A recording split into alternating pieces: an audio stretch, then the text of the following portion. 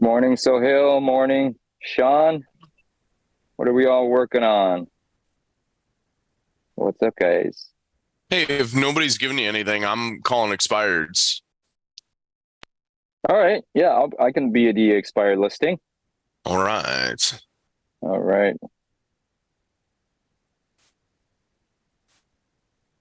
Let's go.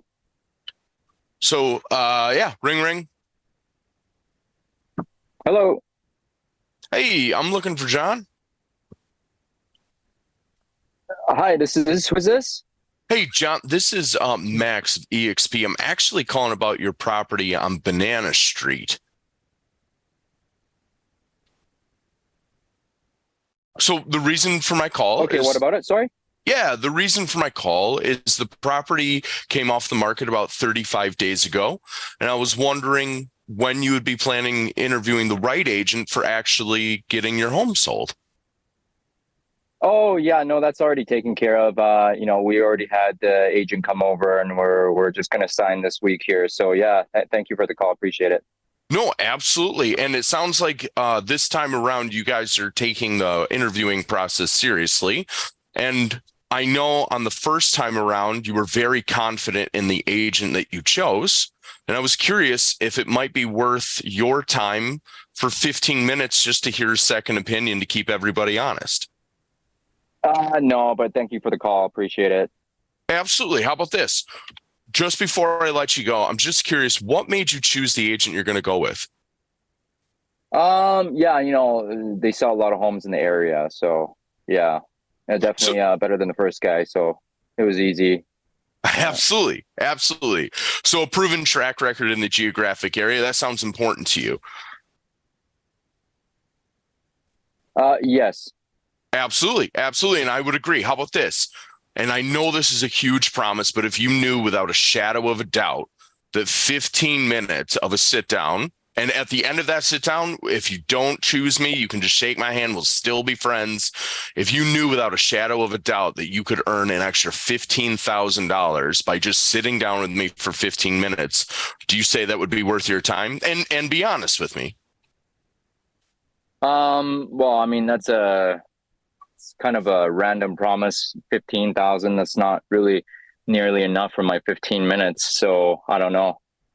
$1,000 a minute. Well, my goodness, my guy, you are making tremendous amount of money if that's not a consideration. No, this property's worth 1.5. So I mean, what's $15,000 going to do me, right? So it doesn't, But yeah, I gotta go.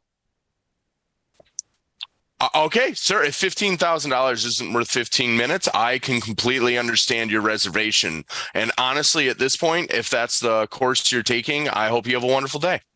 All right, thank you.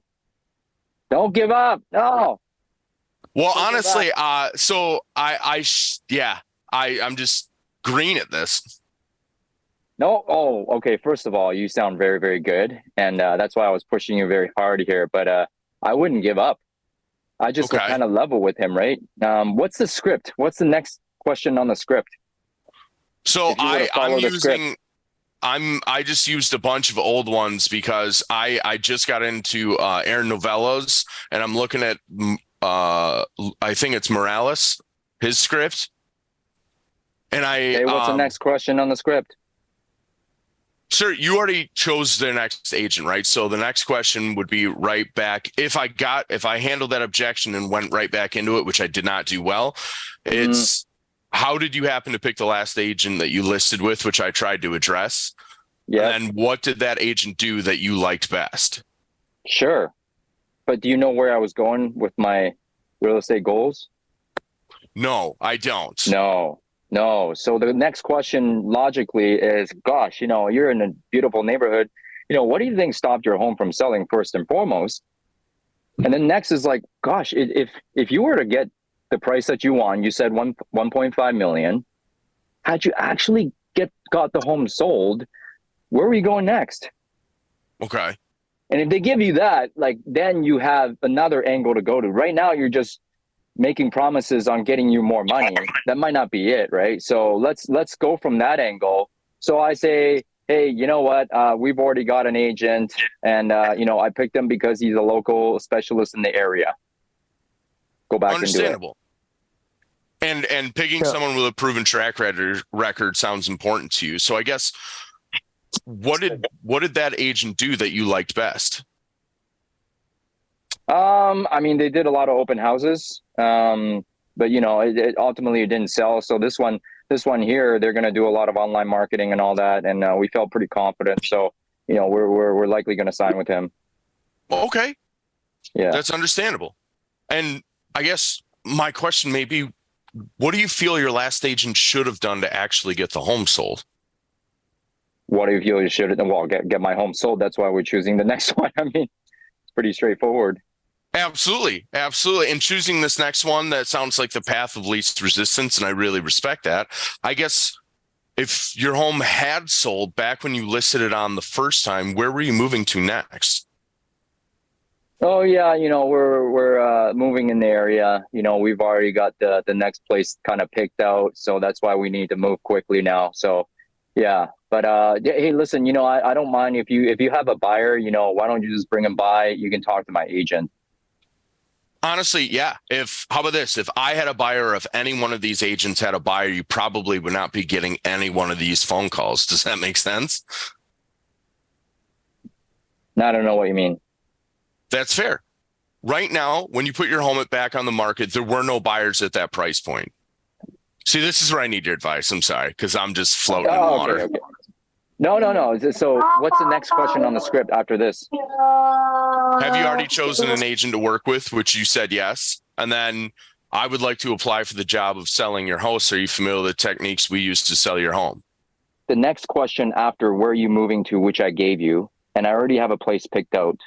What's the next question on the script? Logically. How soon do you have to be there? Yeah, there you go.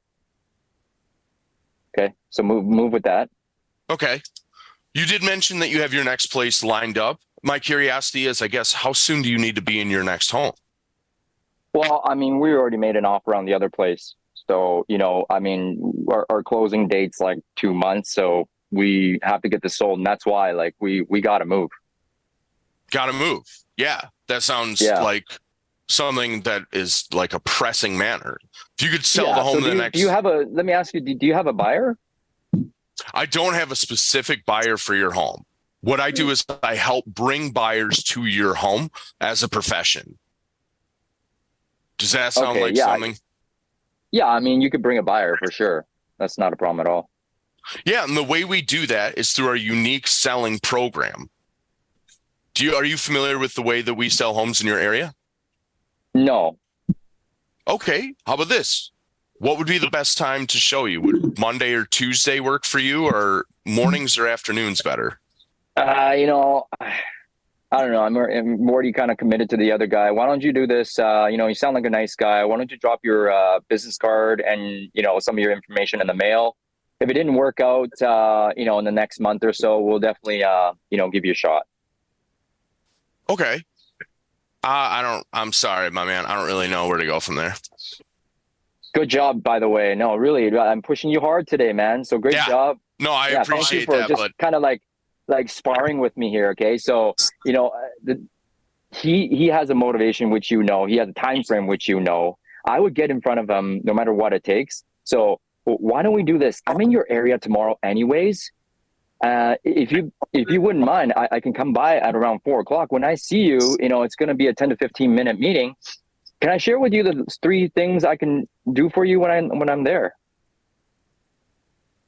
Okay, perfect. Well, number 1 is I might have a back pocket buyer that, you know, on an outside chance we can bring to you and your property be sold. Wouldn't that be great? Yeah. Well, number 2 is I can bring you all the comparables in the area, things that are on the market, things that have recently sold, and further to that is things that you can't even see on the market that are off market competing against you. Would that be of value to you? Yeah, that would be great.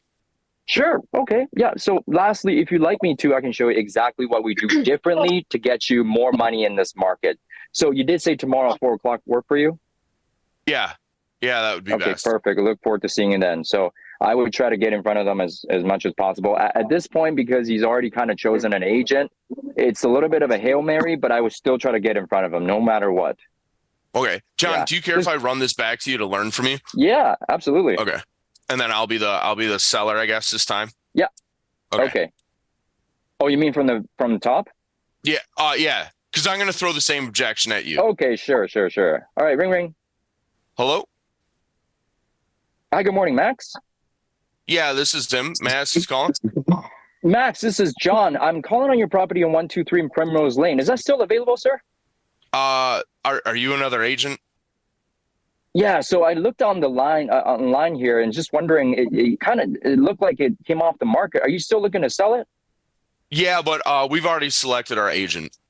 Oh, perfect. You know, I talked to a lot of sellers like yourself in today's market, and it seems like they're all trying to get their property sold but are unsuccessful. Let me ask you a question. Had you sold it successfully, where are you moving to next? We're just moving right across town, and we already got the offer accepted. So Oh my we're gosh. kind of on a time crunch here.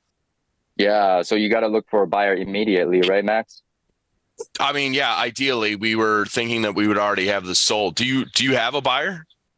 You know, we have a database of 20,000 buyers in our back pocket that we can match you up with, you know, but I don't mind doing this.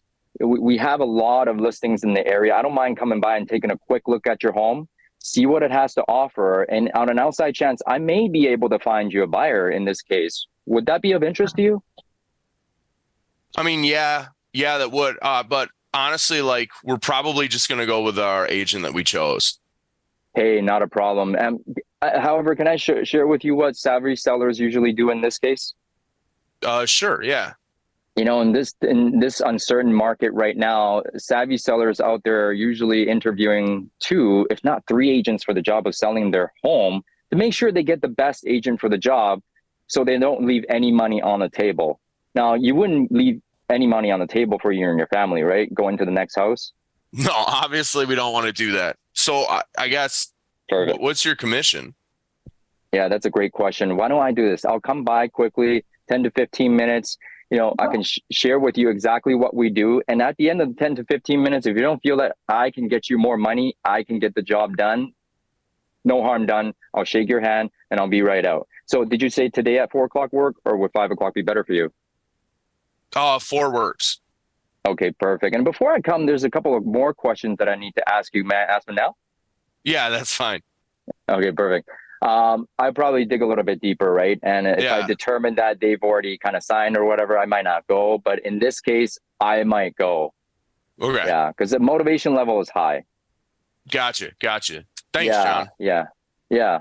But the main theme here, what I'm learning from this conversation between you and me, is that we should just never give up and play the hang up game. Because I never wanted to hang up on you. I just kept giving you pushback after pushback, but I never hung up. So you were probably going to hang up with me before I hung up with you. Yeah. Make sense? Yeah. Yeah. So let's never give up. A lot of times you can't say the right things to the wrong people. You can't say the wrong things to the right people. So just keep going, close, and get in front of them. Fair enough. All right. Great work. Where are the masters at? Is Jose here? I Yo, think he's here. Yo, what what are your up? thoughts on that? I already have another agent and already going to sign. Yeah, I think it's the same. It's basically all bundled up in the same objection. It's just like, hey, I'm not sure if you're, hey, I'm not sure if you're open to this. What most sellers do before committing to an agent is they typically take the time to interview a couple different agents just to get a couple different opinions about price, commission, or marketing. Is that something that you're open to? No, I'm not. I've already made a selection. I like this guy. Okay, great. Let me ask you this. I would combine it with one of the lines that the gentleman used. I'd be like, great. Well, let me ask you this. Like, if you knew that you could actually make more money and all that would be required, or if you knew that you would be guaranteed to maybe still sell it or to sell this property this time around, and all that would be required would be a different marketing approach, is that something that you'd be open to? Maybe something like that. So I thought it was great, man.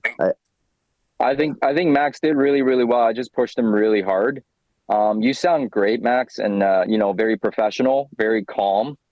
And when you said you were really green at this, I didn't believe you. So, yeah, great job overall. I think the other thing is, at least for me in California, this is probably the objection that I get the most. That I've already got another agent. We have 5,000 sales going on in a year, and we have 11,000 agents in our marketplace. 5,000 sales, 11,000 agents. How does that work? Holy shit. Half a deal per agent, bro. So what? So for us to expect that we're not going to get this objection, not realistic. Dude, that's crazy. Wow. Okay. Hey, Max, where are you located? Milwaukee, Wisconsin. We have 30,000 agents and 4,000 transactions. We're going to get that objection. Holy shit. 4,000 sales and 30,000. Wow, that's even harder than California. Is that a month or is that a year? Oh, sorry. We're at 4 million a year, I think. Something like that. I can tell. No, that's the US. That's the US, dude. I'm all over the map right now. All good. All good, yeah. I just got boxed in my face 3 times, so I'm shook. No, you're doing great, man. Yeah. Yeah, but you're gonna get those objections. That's the most common one. So like Jose said, you probably need to, he had like 2 to 3 ways, if not 4 ways of handling the exact same objection said differently. So I would write those down and practice those over and over and over again. Once you get over that hump, the next few questions are just logically, what you will ask, and it'll be easier after that. The reflex no. Okay. Makes sense. And that's what I was going to say to Max. I was going to say, like, I think where most people get stuck is they just have one way of handling one objection. So, like, your way of handling that one objection was, hey, if I can get you $15,000 more in 15 minutes, would you be open to that? And as soon as you got shut down with that, it's like, fuck, where do I go next? Almost. And it's the same thing like for motivation. Like if you look at a script, like a Mike Ferry script, and it says, hey, where are you moving to next? And they say, none of your business. Most people are like, because, and the reason is that that's the only way that they know how to ask for the motivation. So the way I look at it is whenever I see the line, where are you moving to next? All I see is like motivation. Like, okay, I think, can we mute her? Carol, let's see if we can mute Carol. Mute. Got it. Okay. Yeah. So all I see is the motivation. So I would just say is practicing a little bit of versatility and practicing different ways of asking the same question or this asking for the same thing.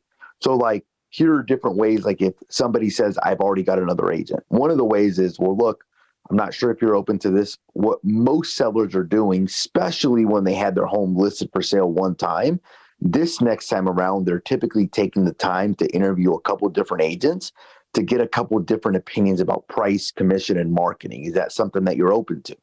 Let's say that they say no. A next line could be, well, what if you knew, like if they're sometimes they're motivated by time and sometimes they're motivated by money. Based on the situation that Max described, this person is more motivated by time versus money. So you got to speak to whatever they're motivated by. Because if you knew that 15 minutes could save you or can make you an extra 15,000, the guy's like 15,000 won't make a difference in my life. But what would make a difference in his life is that he already opened up escrow on another property and he needs to sell fast. So what we could switch up Max's line would be like, well, if you knew that 15 minutes could guarantee that you sell this property in the next 10 days, meaning get it into escrow in the next 10 days, is that something that you'd be open to? That might be more appealing to John because he's already in escrow on something else. So it's identifying what's important to them. Are they motivated by time or are they motivated by money? And then whichever one they're motivated by, tailoring your conversation to that. So a lot of my scripts are like, well, if the only reason I ask is a lot of the properties that I list for sale, I sell them above the asking price.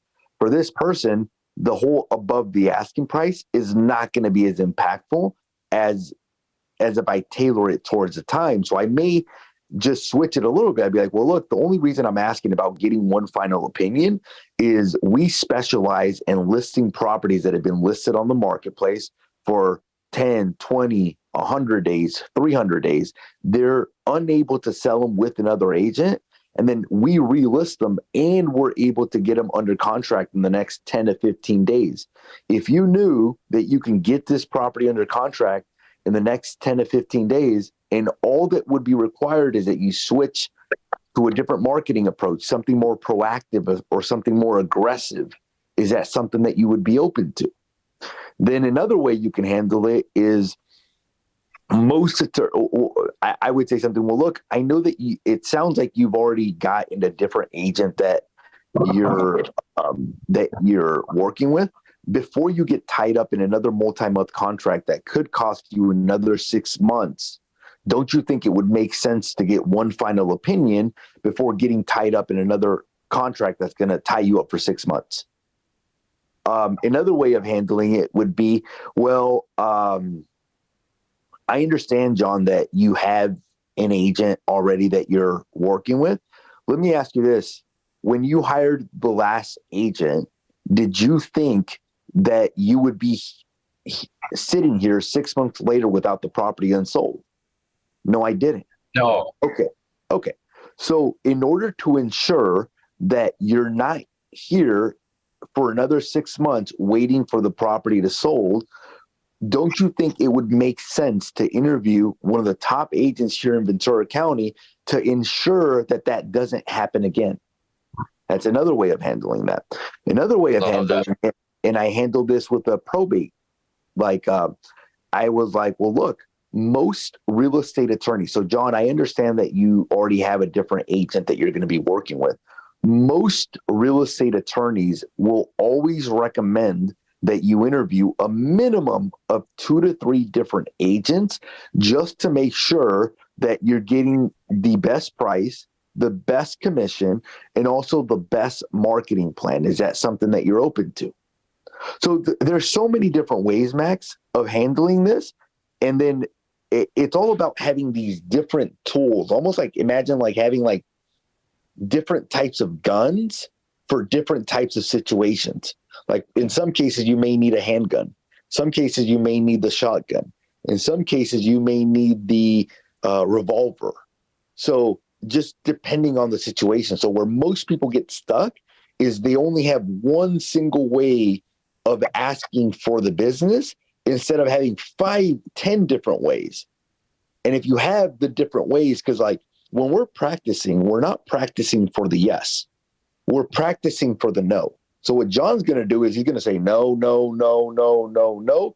And that's what we're practicing for, because most consumers are not going to give us 10 different no's. But if you practice for 10 different no's, if you get 3 different no's, it's going to be a very easy for you to be able to convert. And just know with this objection, it's not going to work every time. Like some people genuinely are committed 100%. But if you can convert an extra 3 out of 10 that you weren't able to convert at $20,000 a pop, that's an extra $60,000 a month, you know, and that could make a big difference. That was gold. The multiple approach. Do you have that in your scripts on the downloadable thing that you guys sent out when we joined, or is that just like, is this recorded? Can I watch this again and write it down? Yeah. This is okay. Yeah, this will be on YouTube. Dude, my guy.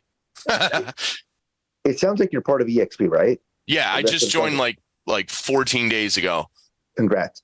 So join the Friday, not this Friday, but next Friday call. I'm creating a flow chart with all the different scripts, and or message, send me a DM on Instagram and I'll send you a flow chart on it. And it basically has like it's basically a more advanced thing that we're working on for all the different scripts. So it's categorizing them differently and going deeper on certain things. Like, so for example, like for the motivation, we have maybe like 5 or 6 different ways of asking for the motivation. For the timing, we have 5 or 6 different ways of asking for the timing. So send me a message and I'll get that to you. Will do. Thanks, man. Sounds good, man. Love it. Great job, Max. Who else? Roleplays, questions, objections. Let's go. I got I don't know if it's an objection or it could be a condition, but so I've been talking to the seller.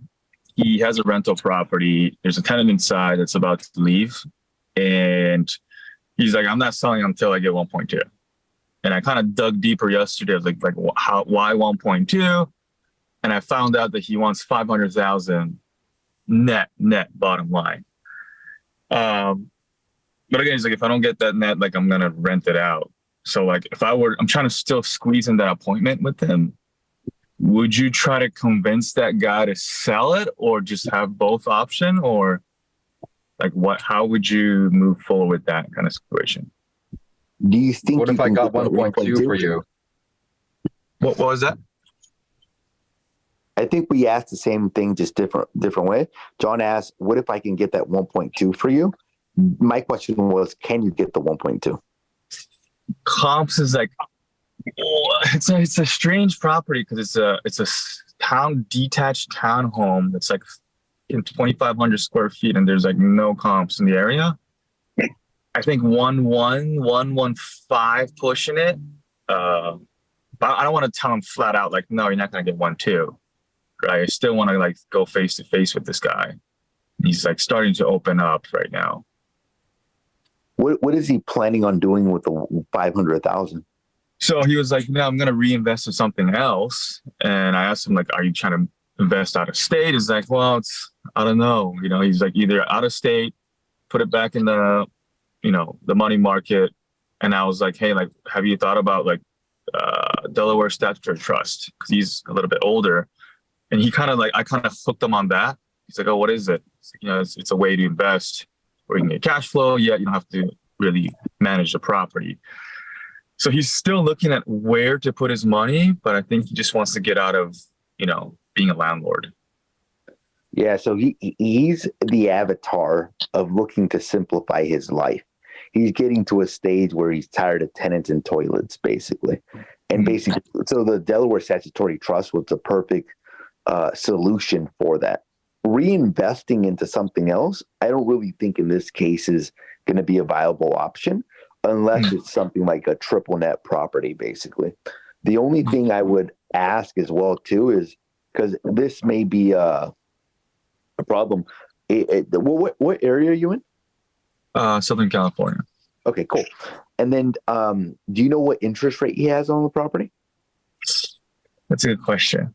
I know he just refied last year. He told me like I pulled out 650,000 2023. So I'm assuming it's higher. Not 6.5. It's not a big difference then. So what could happen is he's kind of feels a little bit like, okay, like I refied. Do you know what his age is approximately? He's probably like in his 60s. Okay. That's kind of random, like that he would refinance in his 60s and take 650,000 out. That's like not very common.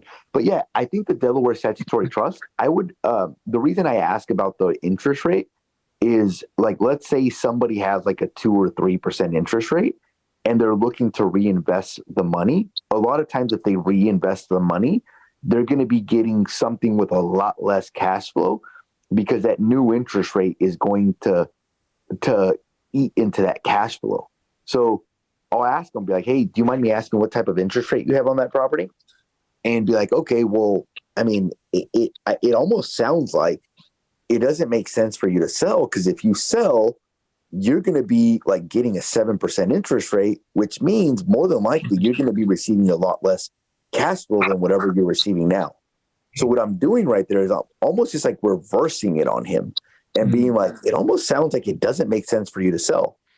When you do that, sometimes they'll be like, no. Well, this is the reason I need to sell, or this is the reason I want to sell. So I'm basically like, it's almost like I've never done this, but I've watched videos like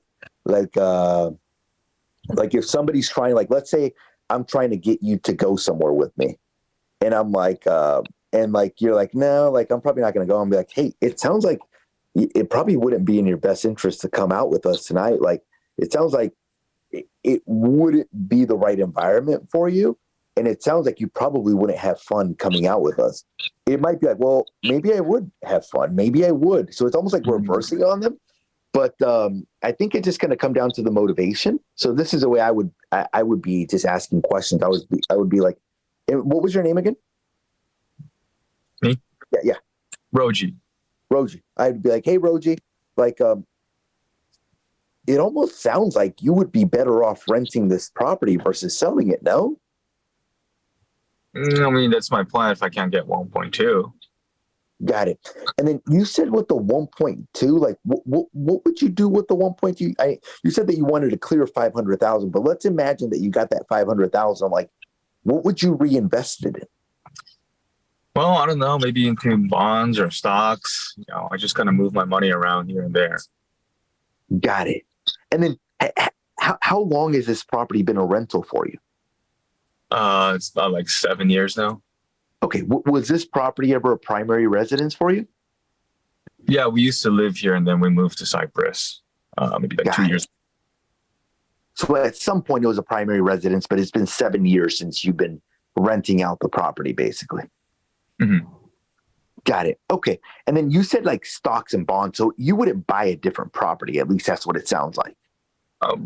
Well, I don't know. It depends. If it's a good cap rate, yes. We'll probably think about buying out of state though, not in California.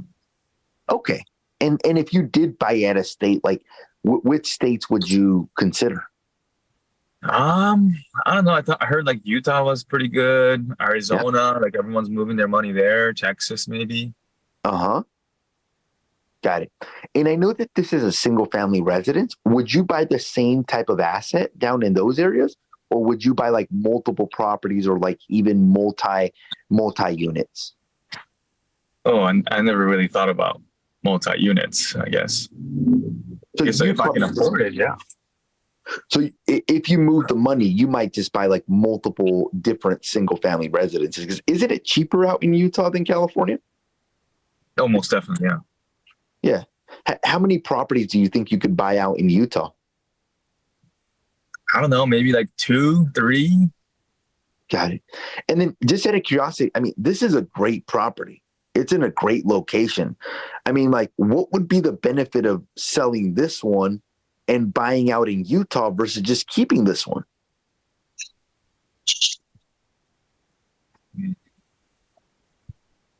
Good question. Well, I know Torrance is a nice area. I think it's going to appreciate more. So that's why we want to keep it out here. Okay. So it almost sounds, I mean, would there be any benefit to moving the money to Utah or a different state? I mean, no. If I can get more cash flow, then it'll make sense. Got it. So the only way it would make sense is if you can get more cash flow than the Torrance property, basically. Mm-hmm. Got it. Okay. And let me ask you this. Do you mind me asking like what type of interest rate you have on this property? We have like a 7% interest rate. Okay. So if you move the money somewhere else, you would be getting the same type of rate, basically. Right. Got it. Okay. And then if you could get more cash flow in Utah, would you actually do it? Well, that's another thing I want to think about, right? Because I don't know how I'm going to manage if it's out of state. But, maybe if after paying the management and all that, and I still can get some cash flow, positive cash flow, then yeah, because I'm like breaking even right now with this rental. So it's not making any money for you, basically. No, we're just depending on the appreciation. Got it. And then do you mind me asking like how much equity you have in the property? Yeah, we probably have like 500, 550 around there. Got it. So you got like 500,000, but it's not making any money. So the other options would be like, okay, move the money somewhere else where I can get some more cash flow. That would be like the only way. You wouldn't move it out of state to break out even. At least that's what it sounds like. Correct. Got it. Okay. And let me ask you this. Have you ever considered a Delaware statutory trust? A what? A Delaware statutory trust? What is that? I don't know what that is. Okay. So a Delaware statutory trust is almost like a syndication for 1031 exchanges.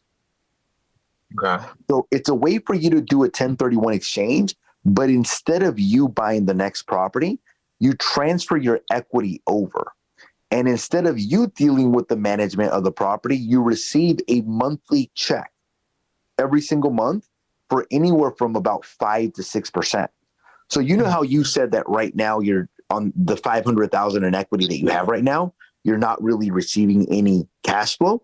Let's say that you took that 500,000, you multiply it by 5%, that's $25,000 a year in cash flow.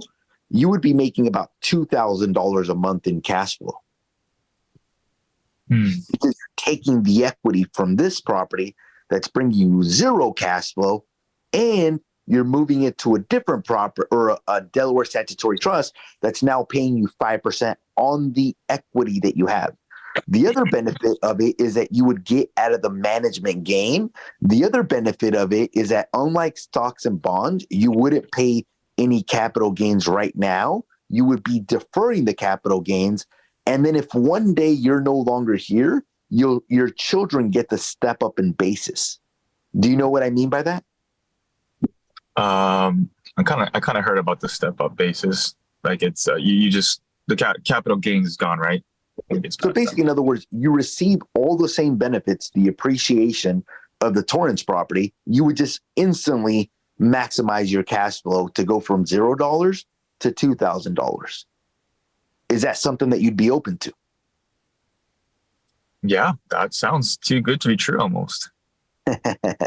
Now, here's the other question. I know that you said that you want the 1.2. If you knew that you could do the Delaware Statutory Trust, but if you knew that instead of 500,000 in equity, you only had 400,000 in equity, meaning you could only sell it for 1.1, would you do it? But I still get positive cash flow every month, right? Positive cash flow. Yep. Yeah. Okay. Can I make a recommendation? Sure. And then I'd close.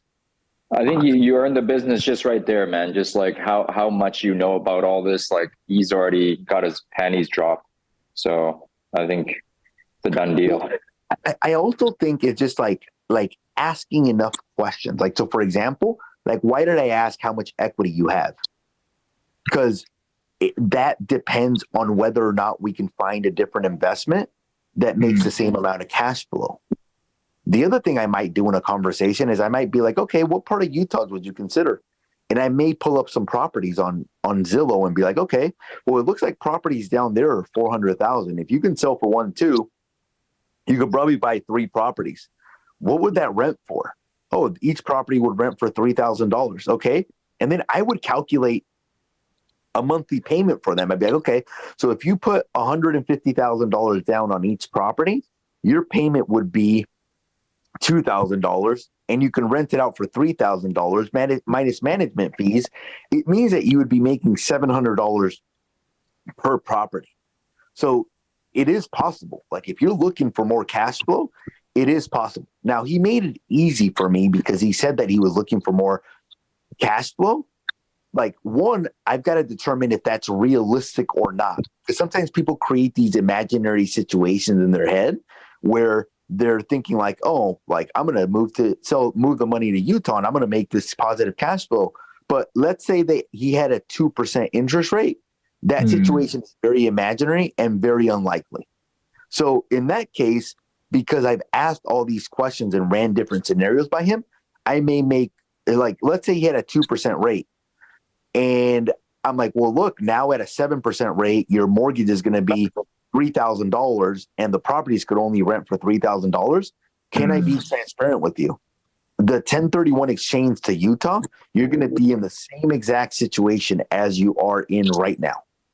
You're not going to make any more positive cash flow by moving the money to Utah. Here's the only possible solution, the Delaware Statutory Trust. Or the other possible solution is that you sell and you invest in stocks and bonds, but you're going to have to pay some taxes on it. Are you okay with paying taxes on the sale? Next question. Well, how much would I have to pay? How much did you purchase it for? you know? Hmm. And then you I would give like a rough estimation, like be like, hey, look, most accountants say it's typically anywhere from 20 to 30%. If you bought at X and you sold at Y, you're probably looking somewhere around 100,000. Would you be okay with that? No. Okay. Have you ever considered owner financing instead? No, I have not even thought about it. But even then, it's going to be hard because he's got a $600,000 mortgage. He'd have to do like some sort of creative financing, some sort of land contract. Now, the best possible option for him would probably be the Delaware Statutory Trust. It's just going to be, and eventually he's going to do it. It's just going to be whether the motivation is strong enough right now, or it basically he waits 2, 3, 4, 5 more years until he gets sick and tired of it, basically. But the whole reason I wanted to go over this conversation is just like, okay, like, are we digging deep enough to find out enough about their situation? And then are we asking enough questions to be able to be like, well, look, if you knew that this would happen, like another question would be like, well, if you knew that instead of the 1.2, you could only get 1.1, but you would get positive cash flow versus no positive cash flow, would you be open to that? Because that tells me how realistic the scenario in their head that they're envisioning is.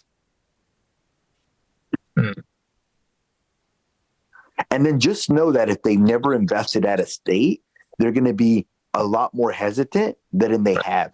And be like, well, look, like, have you ever invested at a state? Like, what's your comfort level with investing at a state? Do you have any friends that would invest that have invested at a state? Do you have any concerns about investing at a state? Because that'll tell you how realistic that option is as well, too. Like, no, I've never invested at a state. You know what? I'm very concerned about it. People stick to what they're comfortable with. I've only invested in Ventura County. I stay away from everything outside of Ventura County. Comfort level. Could I get more cash flow somewhere else? Yeah. I'm just super comfortable here. Got it. Yeah, Helpful? deeper questions. Because I was going the route of, I knew DST would be something that he would be interested in. I just couldn't explain it like the way he explained it. And I didn't get the other question down to kind of dig on the equity, right? Like, are you the loan, the interest rate basically on it? Yeah. The interest rate and the loan. So even at our flow chart, like if you look at it, like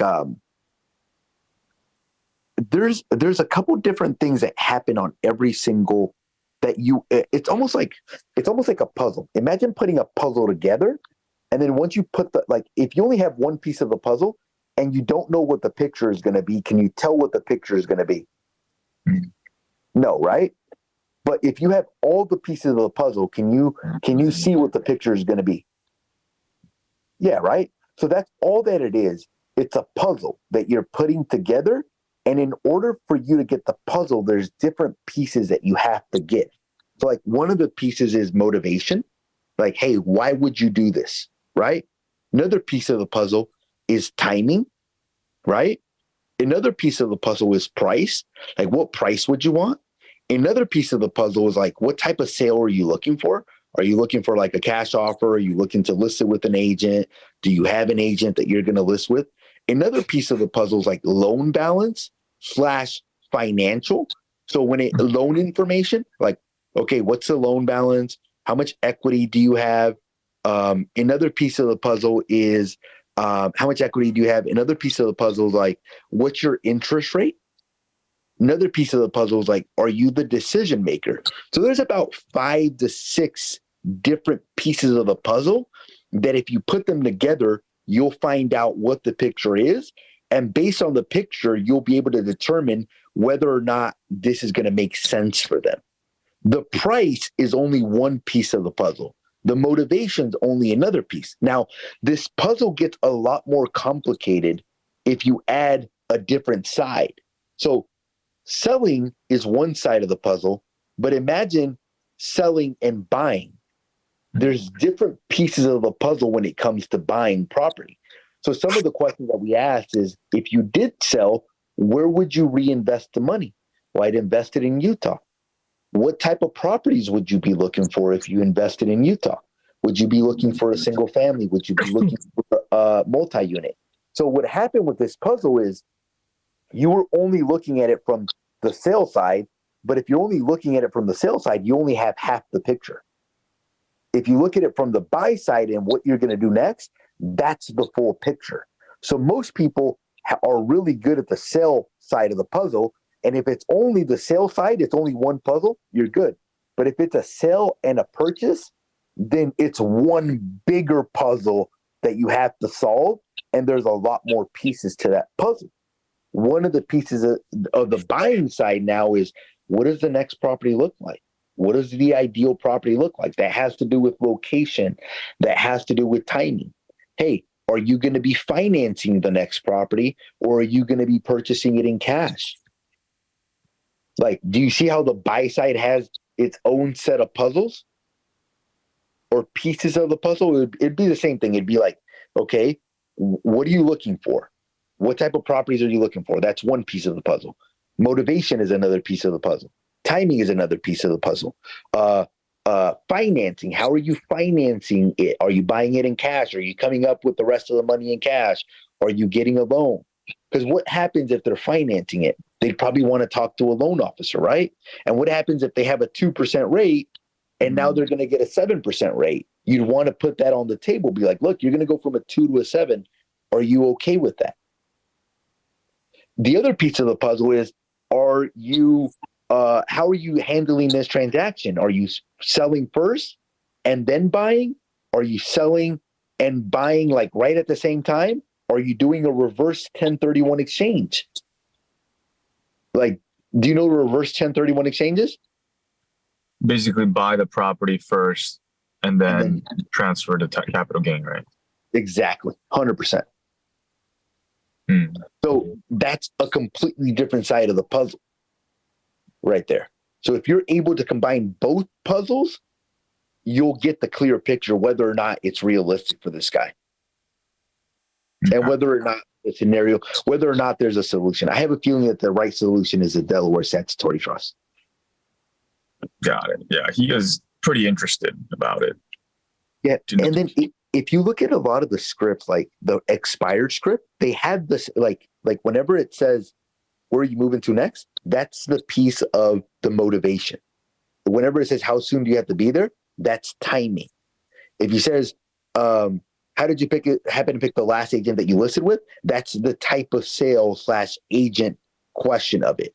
So if you start looking at the scripts instead of a one-liner as what piece of the puzzle is this, you're going to realize that all of the scripts have the same pieces of the puzzle. Like the prequel has motivation, has timing, has when I see you, how much do you want to list the home for? That's pricing. It has loan balance, meaning how much do you owe on the property? It has what type of sale do you want? Have you ever thought about selling it yourself? It has how much do you owe on the property, which is the equity piece of it. Do you see how it has all the pieces of the puzzle? So if you're like, where do I go? It's like, okay, what pieces of the puzzle am I missing? Haven't I asked? And what's a way for me to ask this so I can get the full picture of the puzzle, basically. Sean, Andrew, you had questions or? That was so good, dude. Good analogy right there.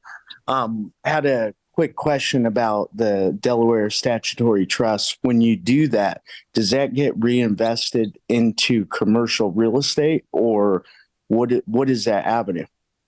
So I actually did a really good episode, Sean, that's going to be coming out on my YouTube channel. But I don't know when it's probably in the next 30 days. I'd recommend watching it, but it's different asset classes. It's whatever asset class you want.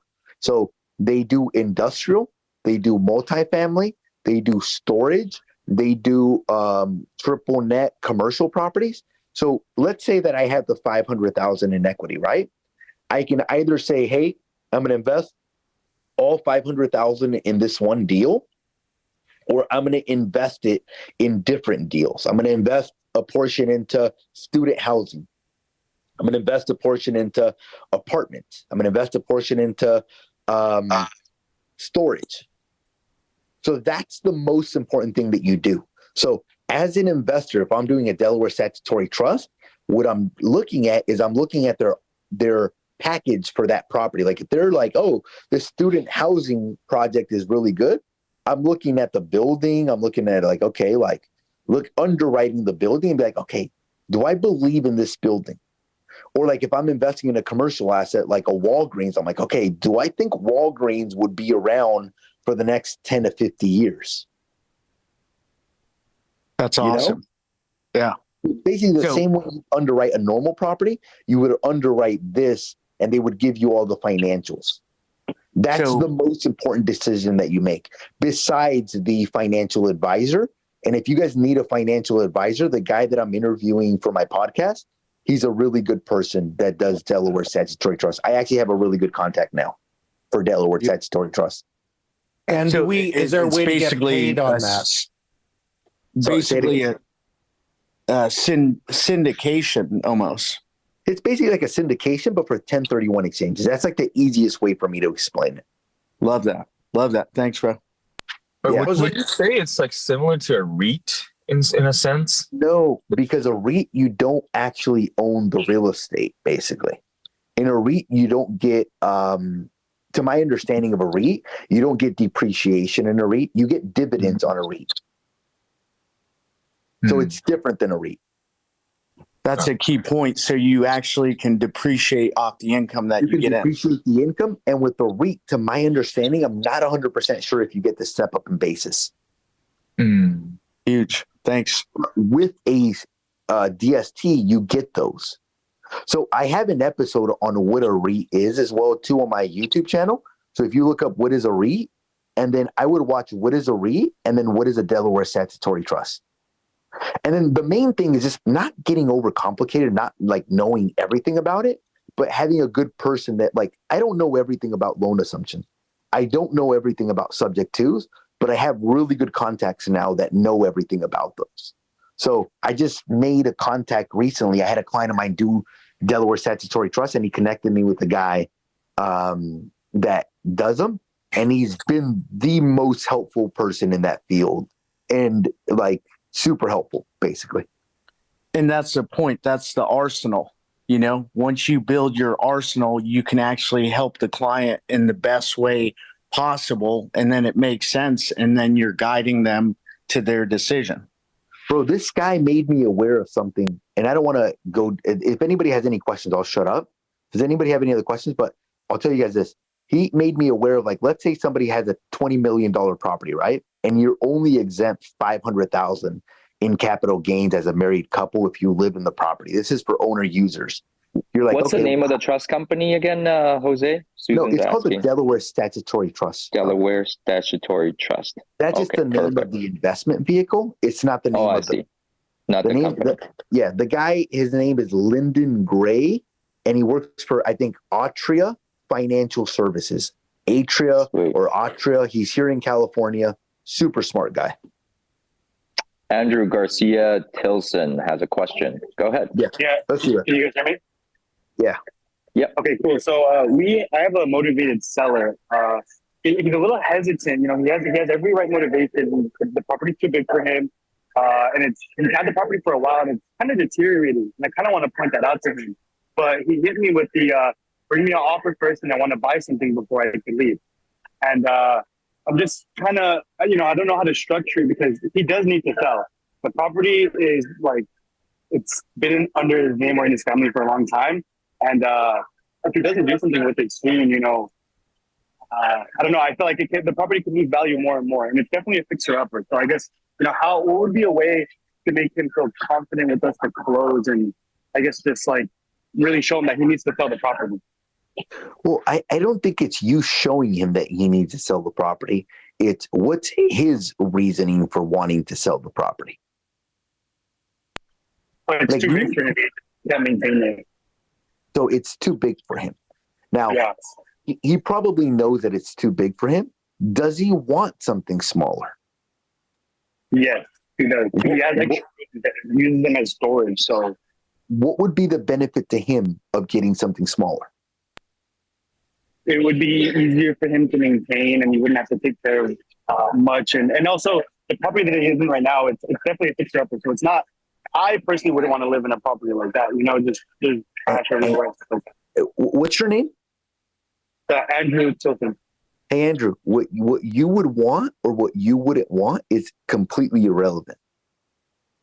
So here's the hardest thing that I had to learn about real estate, Andrew. Like, not everyone, most people are not going to think the same way that you do.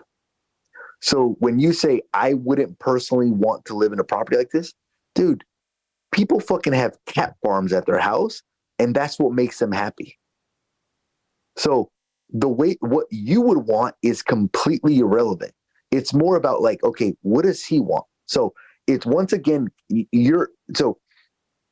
how many puzzles is this? Is this one puzzle, like seller and buyer, two puzzles, or one puzzle? Yeah, it's two puzzles. Okay. And how many pieces of the puzzle are you missing? Meaning like, okay, like how much equity does he have in the property? He owns it outright. Okay. So no loan, no payment basically on it. Right. Got it. Yeah. Okay. And then if he did move, would he stay here locally or move out of the area? Yeah, he wants to stay local. Okay. And is he in a 2-story or a single story right now? It's a single story, but there's an extra room that's upstairs that he doesn't use. So technically 2-story. Does the extra room have a bathroom? Yes, it does. Okay. So what's his biggest pain? I think the property is just too much for him to maintain. That's what it is. Okay. I mean, does he have any financial pain? I don't think so. I'm pretty sure he's retired. You know, I don't think he works. He's an older gentleman. Let me ask you this. Is he okay with living there for the rest of his life? It could be a possibility. Have you asked him that? No. So I would be asking him questions like that because I don't hear any pain. I know you're thinking like, oh, fuck, there's a bunch of different maintenance. It's getting too big. But like if there was no bedrooms downstairs and he was having trouble going up and down the stairs, that might be a pain. But a lot of times, bro, people, when they get older, they get like attached to the house where they've lived at and they will fight it, bro. I have people that don't have a bedroom downstairs and will make their living room a bedroom and add a bathroom in the garage or something like that, not to move from their home. So the question becomes is, what are the pain points? Are there any pain points? Because if there's not any pain points, it may be that it's just not urgent. And like sometimes as agents, it's more important for us for them to do something than important to them. They may be irrelevant about it, you know, they may be indifferent. But if you're trying to convince him to downsize, you're playing the wrong game, bro. Okay. Instead, you need to find out, what's the benefit to him of downsizing? Is there any benefit? What are the pain points? Why would he want to downsize into something smaller?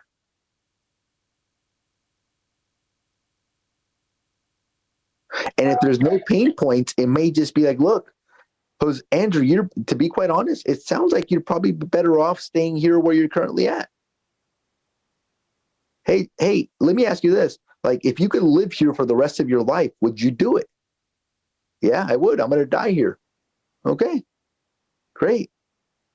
Let me ask you this. Like, what if the deferred maintenance gets worse on the property? Do you have the financial resources to be able to fix it? No, I don't. Okay. Would you ever consider moving into a single story? What would be the benefit of getting something smaller? Like if you had a choice between getting something smaller and staying here, which one would you choose? Why?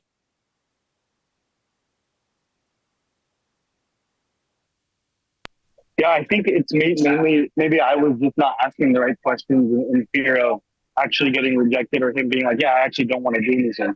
And, you know, he's feeling that. So And if he doesn't want to do it, Andrew, you're spinning your wheels on somebody that has no motivation to do anything, brother. Understood.